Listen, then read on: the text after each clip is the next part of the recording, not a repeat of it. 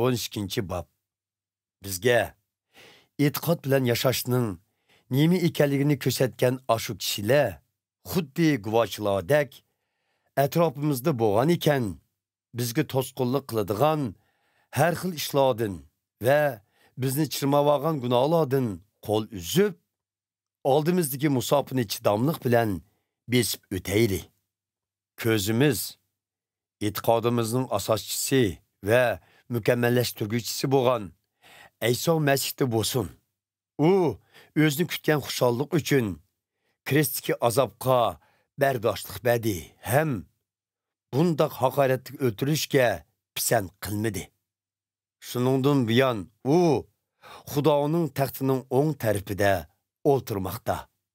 Ro'yinglar tushib, jasoratinglarni yo'qotmasinglar uchun Ayso Masihning gunohkorlarning shuncha xo'rlashlariga qandoq bardoshlik berganligini o'ylab ko'ringlar.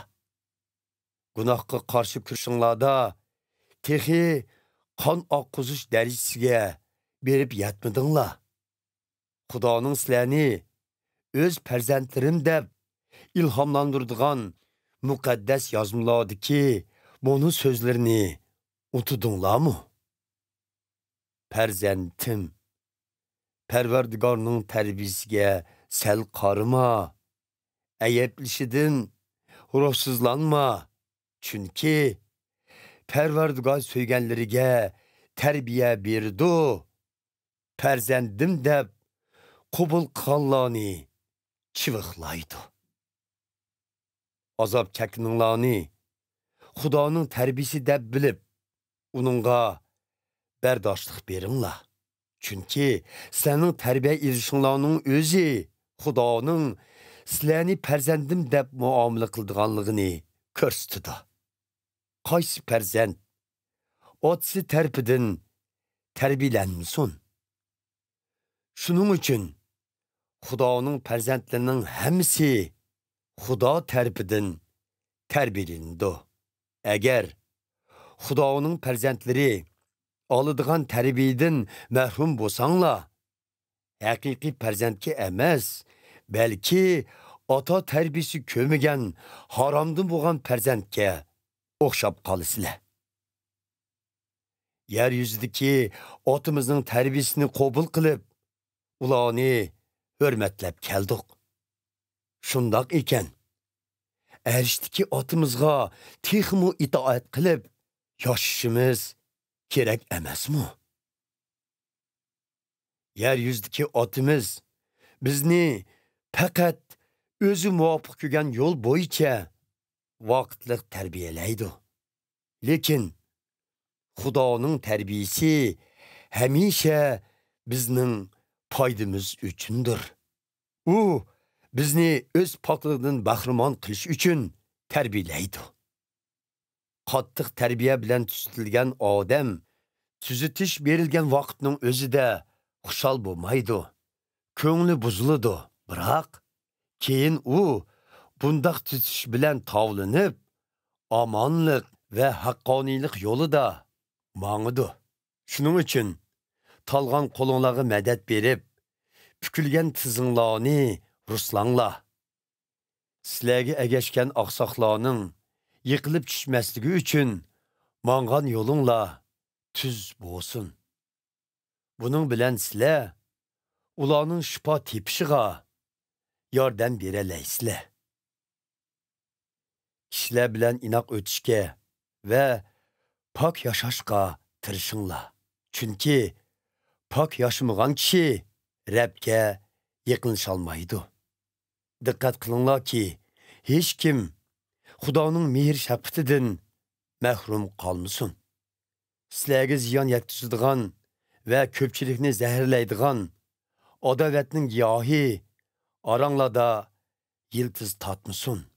Hech kim jinsi axloqsizlik qilmasin yoki tunji o'g'illik miros huquqini bir vaqt tomoqqa sotgan asovga o'xshash Xudoga behurmatlik qilmasin. Sizlarga ma'lumki, Asov keyin otasining xaylik duosini elishni o'ylasimu rad qilindi. U pushaymon qilib, Dua ilish uchun hatto ko'z yoshlarini eqitib yolurgan bo'lsa-mu, kechikkan edi. Sizlar Isroillar Tevrat qonunini qabul qilgan, qo'l bilan tutqili bo'ladigan, yolqinlab o't yenib turayotgan hamda qora bulut, qorong'uliq, qora bo'ron qoplagan Sinay teg'iga kelmadinglar.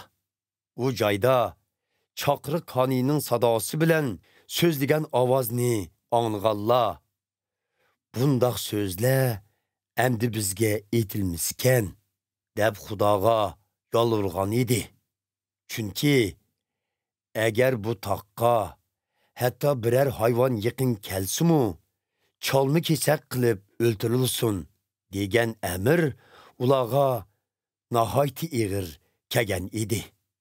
U ko'rinish shundoq qo'rqinchli ediki, hatto Musa payg'ambarmu bak qo'rqib titrab ketdim degan edi.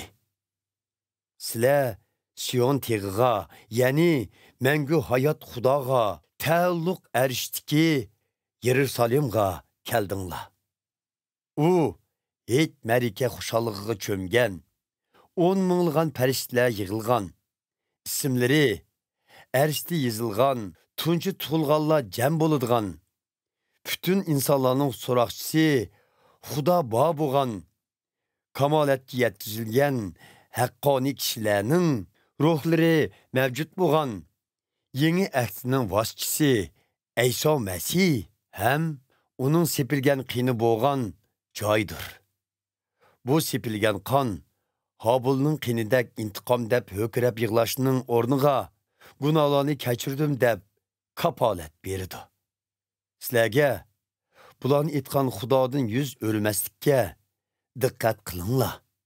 Chunki bu olamda o'zlarini ogohlantiruvchi Musa payg'ambarni rad qilgan Isroillar bunda qilishning jazosidan qutulolmagan yerda erishdiki, bizni ogohlantiruvchini rad qilsak, u jazodan biz qandoq qutulaymiz?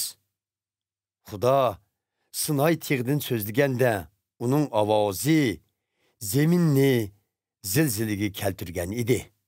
Lekin endi u yana bir qitim zaminni emas, osmonni zilzilaga keltirman deb va'da qildi.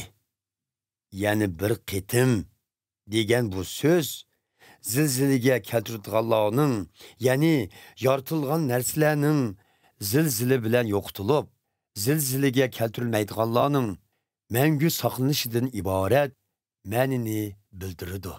Shuning uchun zilzilaga keltirilmaydigan bir podshohlikqa muyassar bo'lganimizdan minnatdor bo'lib, Xudoni xursand qiladigan hurmat ve eğimniş bilen Xudoga ibadet qilayli. Chunki Xudoyimiz hemmini halak qılalaydigan o'tqa o'xshaydi.